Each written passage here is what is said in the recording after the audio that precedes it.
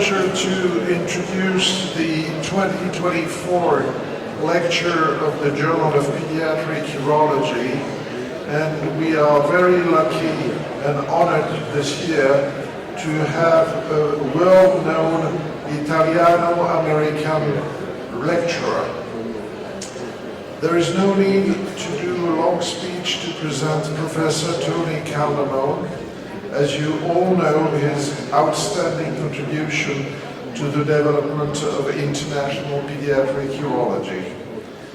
Tony was medically educated in the United States and graduated from Brown University in Providence, Rhode Island, where he progressively climbed the steps to reach the very top. Tony was trained in the most famous departments of pediatric urology in the States, including Philadelphia with John Duckett and Howard Snyder. He also had the privilege to work as a consultant at Great Ormond Street Hospital in London in the early 80s with Philip Ransley. I won't list all the prestigious positions he got during his long career, but to make it short, Tony has been a prominent member of all the relevant US bodies controlling the education program of pediatric urology in the United States. Tony has always traveled a lot and is well known in many countries for his generous teaching missions in pediatric urology. His list of publications is most impressive, and his involvement in the scientific edition is major. After Dialogues in Pediatric Urology, Tony took over the position of David Frank, who was the first editor-in-chief and founding member of the Journal of Pediatric Urology. We can all thank Tony for the outstanding development of our journal, which is the first major international journal serving pediatric urology. Tony is currently the Associate Editor-in-Chief of the Journal of Pediatric Urology, and Tony Herden is the Editor-in-Chief. Here again, I won't list the numerous medals and awards Tony received during his career, which are clinking on his chest, but I think the one he will receive in a few minutes, the David Frank Medal, is probably one of the most prestigious honors a pediatric urologist can get. I will stop here without forgetting to mention that all this admirable medical life wouldn't have been possible without the wonderful help of and support of Barbara, Tony's wife, and his lovely family. Thank you, Tony, to present this lecture in Italian, Napolitan, or Latin, but American is forbidden. Good morning, everyone, and here, thank you for that gracious introduction. And I appreciate and thank the Journal of Pediatric Urology and the European Society of Pediatric Urology for the honor to address you today. I'm going to share some thoughts with you on scientific communication, a field that clearly is evolving and maybe evolving faster than we can keep up with it. We shall see. My only disclosure is, of course, that I've been part of the Journal of Pediatric Urology probably for far too long. But I'm going to start off the day here. I'm going to start off on a not so comfortable note. This is one of the academic days that we've all had that you'd like to forget. Let me set the stage. You've spent 2 or 3 years doing a project, multiple co-authors, statistician. You submit it to the Journal of Pediatric Urology, and then maybe 2, 3, 4, 5 months later, you get this letter back and it's rejected. And you say to yourself, how could this possibly happen? Did anyone really, they clearly missed the point of this. They made a mistake. We've all had that situation. Unfortunately, I've had it more than anyone else here, I would guess. But you know, sometimes even when you have an article accepted, you feel so beat up through the process that you come to the end of it and you say, was this really worth it? I mean, all the trouble, I don't even recognize the article anymore. Is anyone going to read this? And it makes you think, It makes you think about what really goes on in the peer review process. I mean, is it just a bunch of gray-haired editors sitting in the back room making arbitrary decisions about what your hard work has been for these past 2 or 3 years? Well, I like the definition that Richard Smith, former editor-in-chief of the British Medical Journal, said, when he said, peer review is compared with democracy. A system full of problems, but the least worst we have. Very, very well said. And there are many problems or many flaws associated with the peer review process, no question. The first two that I list here are rather common to any process, so I won't spend much time on that. But I'm going to spend a couple of minutes focusing on the second two. That is the expense, both from a time expense and a monetary expense, and then the bias associated with the system as well. So what about the expense? We all know it's slow. We all know it's a lengthy process, taking weeks, months, in order to get an article through the system, correct? And that means that's time off the back of everyone in this room, because that's time that the reviewers donate, time that otherwise could be put towards academic, clinical, productivity, and family as well. That's where you take the time off to do these reviews, and that's appreciated. We also know that there's a financial burden with the process as well. It's been estimated that it costs nearly $2 billion a year to support the peer review process across all scientific publications. And this is an escalating process because it has been shown that the number of scientific publications has been exponential over the past decade, and this has increased even more rapidly with COVID. And that represents a significant burden on the demand for quality reviewers. Now you look at this audience and say, you have tons of reviewers for the Journal of Pediatric Urology. And that's true, we do have tons of reviewers listed in our database. However, multiple studies have shown that approximately 20% of the reviewers perform nearly 90% of the reviews for any given journal. And Tony Herndon looked at that data for the Journal of Pediatric Urology, and the stats are almost identical. It's a lot of burden for the reviewers who do all the work. And then there's bias associated with the system, no question about that. And when we talk about peer review bias, we talk about it from the reviewer standpoint, and we talk about it from an editor standpoint as well. So let's look at reviewer bias. Reviewer bias is somewhat a function of the system, because as a managing editor looks at an article, they take a look at it, and they pick out people to invite to review who have some expertise on the subject. Well, that's good, isn't it? Because you want someone with expertise on your content area, whatever it is, to review your article. But sometimes that creates a problem, because it has the potential setup for potential conflict of interest, for implicit bias, or even worse, possible blockage of publication as well. We have to recognize this as a bias. And then there's editor bias. There's some implication that maybe some authors and some institutions have a little bit better track record as far as getting articles published. And that may be a bias. And this is sometimes called a halo effect. And it comes from the disciple Matthew, who said, everyone who has will be given more, and he will have abundance. Well, let me show you something, how that works in scientific publications. This is a publication that occurred many years ago, but I dare say that today the results will probably be the same. They took 12 articles, and they were from prestigious authors and prestigious institutions that had been accepted to various individual journals.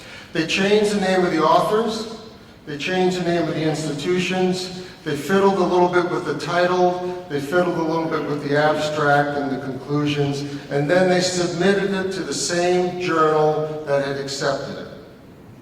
What do you think happened? You can probably guess. 3 of the 12 journals we give credit for because they recognized the fact that it had previously published. The other 9 journals rejected it. And 8 of the 9 rejected it for poor quality, not because there was lack of originality. I think that would happen today if that study were repeated, is my guess. Sorry. But there's other bias as well. We rarely publish negative studies, do we? Because we look for the positive effect, we look for the dramatic results, we look for the hype. What's going to make the headlines? That's what we like to get published. And authors don't like to publish negative results because it may reflect badly.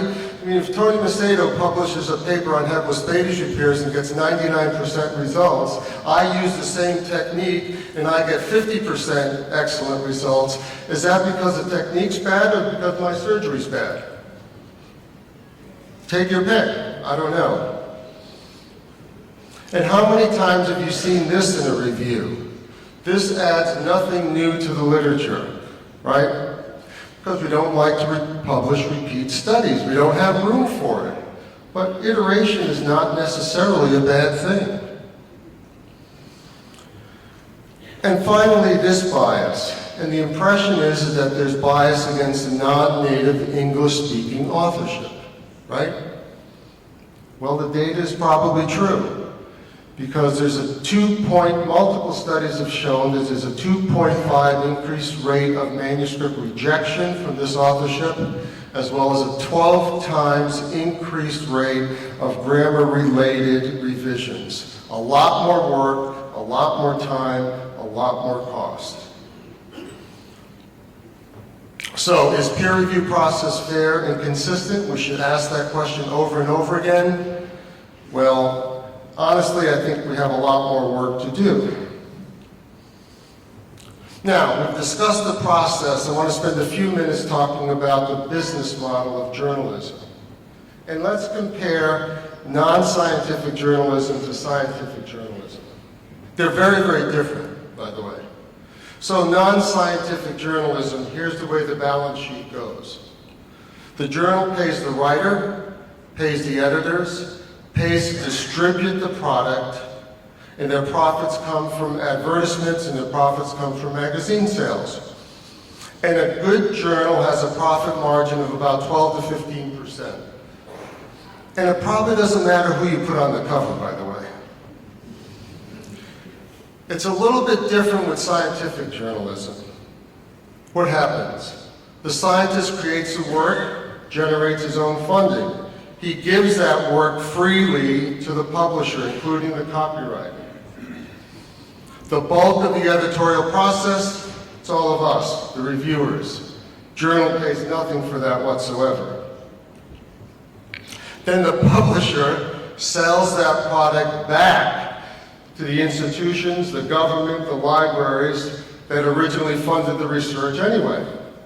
It's crazy. In fact, Deutsche Bank looked at this a number of years ago and said, this is a bizarre triple-paid system.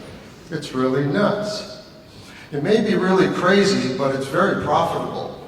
Let's take a look at Elsevier, for instance, the largest medical publisher.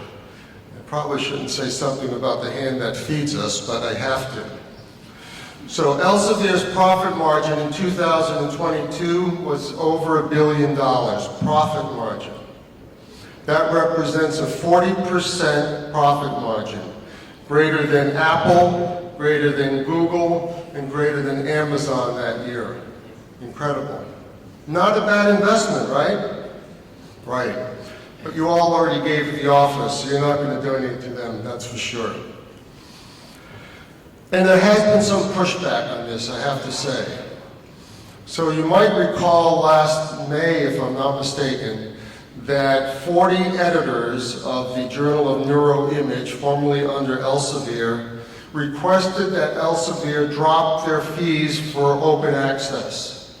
Elsevier refused, they left, they resigned from the board and started their own journal. I don't know if we're going to be seeing more of that down the line, we shall see.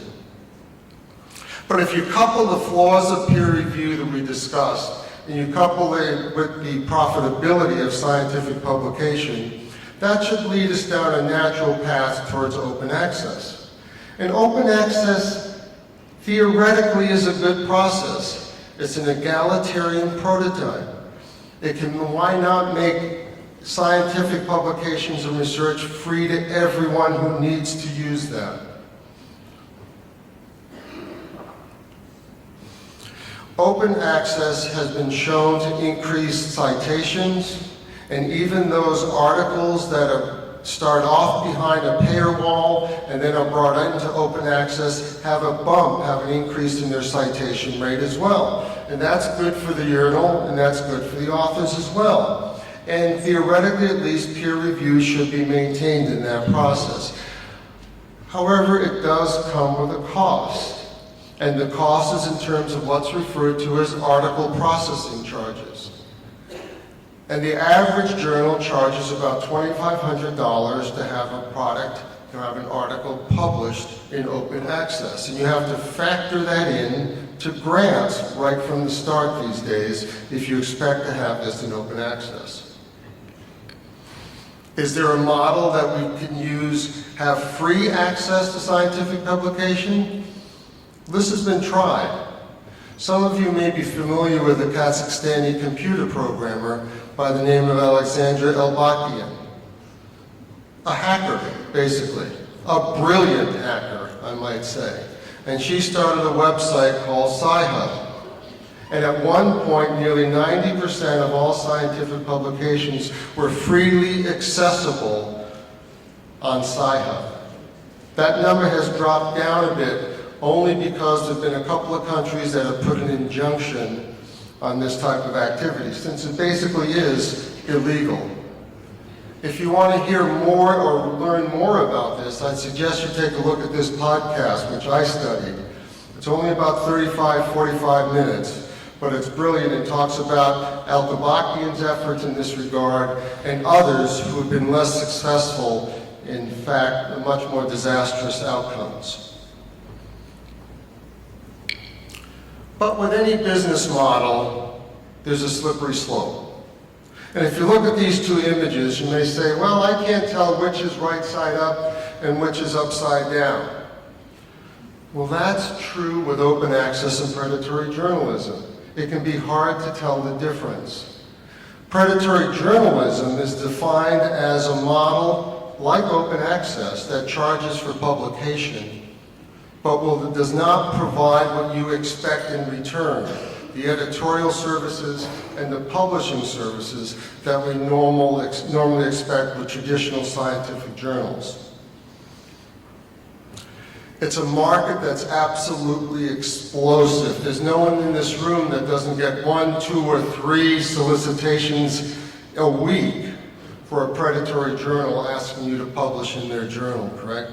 And the reason it is because scientists all over the world live in a publish or perish process, where if they don't publish and they don't produce, they're not going to get promoted and they will not have tenure. This has its consequences. The consequences are lack of peer review equal risk. Risk as far as data duplication, fictitious work, and plagiarism. So most of you who know me very well, and there are a lot of people in this audience who do, would probably characterize me as a pretty naive person, and I would agree that I am. But I had my eyes opened recently. About 3 months ago, I was asked to review an article for the British Journal of Urology International. I recommended that the article be rejected for various reasons, spent some time with it, and in fact, the article was rejected. When I got that information back, for some reason, I'd never done this before, I read the letter that went to the authors. The letter that went to the authors said this: your article was rejected, however, I think your paper is a candidate for publication in BJUI Compass, our open access sister title. Well, you can guess it, that this is a pay-to-publish subsidiary of BJUI. I still have trouble getting my head around this concept, that you have a high-impact journal that's referring their rejected articles to a money-making journal that they own. Crazy.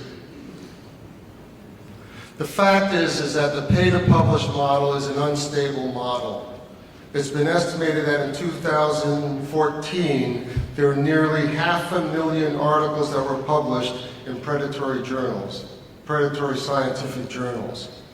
And in 2023, there are over 10,000 articles that were retracted because of data manipulation and fictitious data that was submitted as well. This is only the tip of the iceberg, because we're living in a perfect storm situation. The perfect storm is that we have a growing number of researchers who are incentivized to publish, and a growing number of journals who make money off the publication. It's absolutely a perfect scenario. So what's the solution? I believe the solution is that we need open repositories for scientific publications. Whether they're private institutions or they're academic institutions, science needs to be available for everyone in some form. And here I'll backtrack a little bit and say I'll give Elsevier some credit for this, because they are working with governments who fund research. They are working with consortiums that fund research in order to make peer-reviewed open access possible as we move forward. And I'm hoping that this momentum continues. Because open access, I truly believe, is good for science. And I think peer-reviewed, despite the flaws that I've mentioned, is really the gold standard for scientific assessment and scientific communication, because it does indeed improve the quality of publication and does mitigate, hopefully, against fraud and deception in scientific publication. But I think we can do better. In fact, I think we must do better. And we might do better by improving the process, by standardizing reviews, making sure that they're constructive reviews, by training reviewers and editors in mentorship type of programs, and maybe even starting that process during fellowship training. And I'll give you a heads up on a session that's starting tomorrow morning with Caleb Nelson, Christina Ching, and Luis Braga, I think, on learning how to do good peer review process. And I think being more transparent with our reviews and potentially publishing those reviews, as the journal Urology has started on, is another educational process. And we've got to figure out some way to better acknowledge and reward reviewers than we're doing right now, because you're certainly not getting the credit for what you do and the time that you put into it. Having said that, the last couple of minutes, I'm going to talk about an area that I must say I'm a little bit uncomfortable with. And the reason I'm uncomfortable with it is because I think the scientific communication is evolving faster than we can keep control of it right now, and we have to be careful. For instance, there's evidence out there, and certainly advocates out there, that are really shaking up the flask a lot faster than we realize, and saying that maybe scientific publication is a way of the past. We got to think of other ways to communicate. They're not completely wrong. Why? Because we have hurdles we have to deal with. One major hurdle is the rate of accumulation of medical knowledge. So I was born in 1950. And it was estimated in 1950 that the rate of accumulation of medical knowledge was doubling time was 50 years. Can anyone guess how many years it was in 2020? Who hasn't heard this lecture before?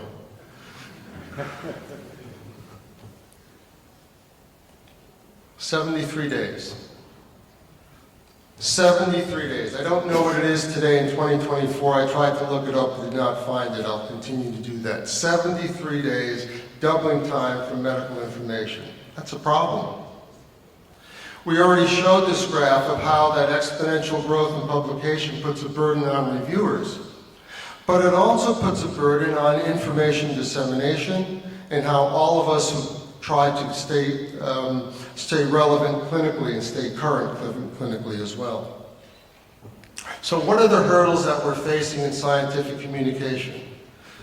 The pace is outrageously fast. Delivery of information has to be in a different format. It has to be in a more consumable format than it is right now. And then we have to somehow negotiate this collision between scientific communication and social media.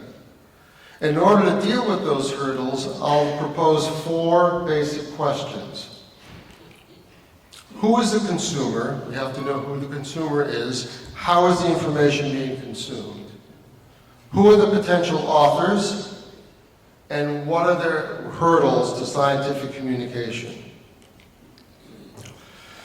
How many times have you heard your parents say, well, in my day, well, I'm going to say that. In my day, I spent a lot of time in the card catalog in the library looking up articles, as demonstrated by Adam Heidelman here from Yale, or sitting at my desk, as Yang Wu is in the picture on your right, going through articles early in the morning before I go to the operating room in order to try and stay current. That doesn't work anymore.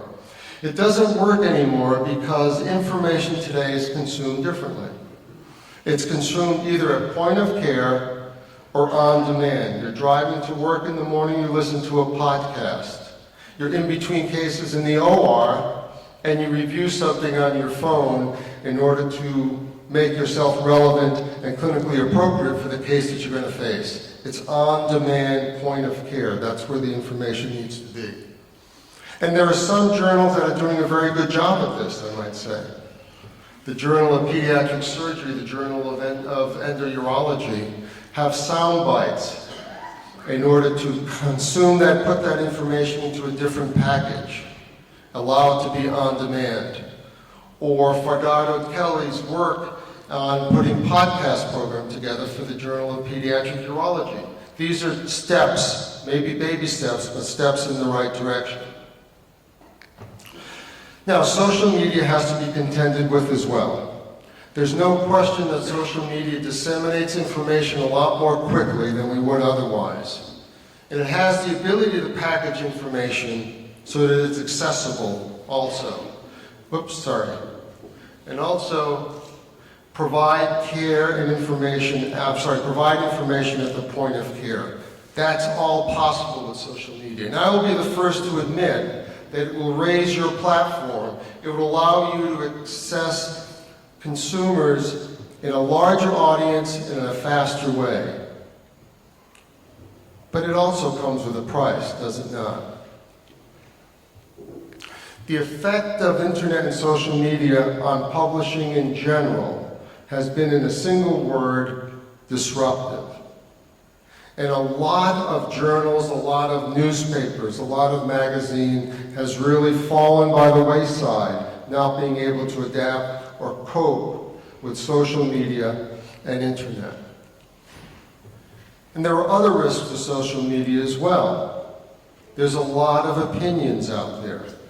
A lot of unfiltered opinions, a lot of uncorrected opinions, and certainly no hope of peer review in that regard. And I believe that it's an incubator for both implicit bias and what I'd like to call conformational myopia. We listen to what we want to listen to, we believe what we want to believe, and social media sets us up for that. However, it has clearly been transformational in how we read and how we consume information.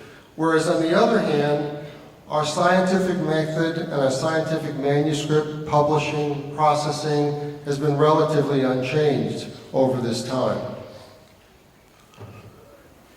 Are there hurdles to publication as well? I think there are, and here's some evidence for that. Many of you in the audience who are as old as I am remember the fall sessions of the American Academy of Pediatrics section on urology. And that produced a supplement in the Journal of Urology every year, a very, very robust supplement.